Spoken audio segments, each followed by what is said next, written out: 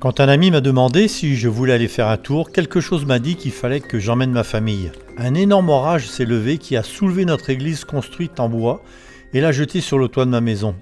Nous avons remercié Dieu de ce que, malgré que notre nouvelle chapelle soit démolie, personne n'a été blessé grâce à Dieu. Il y a quelques années, je n'étais pas adventiste, je vivais dans une très vieille maison sur cette propriété située sur le plus grand carrefour de la ville. Dans ma communauté, certains avaient de la peine à manger chaud au cours de l'hiver. Quand les adventistes sont venus pour la première fois, ils ont apporté de la nourriture et de la compassion. Un bol de soupe chaude peut être le parfait chemin pour atteindre le cœur de quelqu'un. Ils ont placé un grand container sur mon terrain dans lequel ils pouvaient servir à manger et entrer en contact avec notre peuple. Plusieurs d'entre eux ont ressenti la sincérité de leur aide. Aussi, nous avons écouté les histoires de la Bible, remplies d'espérance. Parmi leurs services, ce groupe d'adventistes a gagné nos cœurs et nous avons eu confiance en eux. Quelque temps plus tard, certains d'entre eux ont accepté le baptême et nous avons construit une chapelle en bois tout près de ma maison. C'est là ma maison où se sont passées les activités pour l'implantation d'églises au cours des 10 dernières années. Voici les fondations d'églises que nous voulions construire. Malheureusement, elles n'ont pas tenu et ont été détruites par l'orage.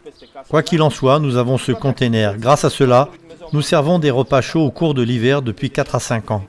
Au début, la plupart de ceux qui viennent ne sont pas adventistes. Quelque part, c'est encore vrai aujourd'hui. Seulement la moitié des gens qui viennent assister au service du sabbat sont des membres baptisés.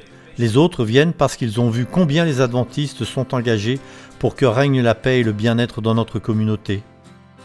Cette église active est aussi en connexion avec les jeunes.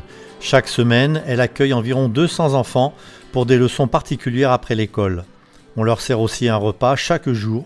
Beaucoup de parents et d'enfants bénéficient de ce service gratuit fourni par les personnes volontaires de l'église et de la communauté. Les enfants travaillent mieux à l'école, grâce aux aides de l'église. Le principal de l'école gouvernementale a exprimé sa gratitude envers l'église adventiste au cours d'événements publics. Nous espérons que tous puissent connaître Dieu. Nous lançons des invitations publiques pour ceux qui désireraient en savoir plus à notre sujet. Nous organisons des petits groupes pour discuter au sujet de la Bible avec ceux qui sont intéressés. J'aime ces activités car nous utilisons les méthodes de Jésus. Nous entrons en relation avec les gens, nous cherchons à connaître leurs besoins et essayons de les aider. Puis nous les guidons vers Dieu.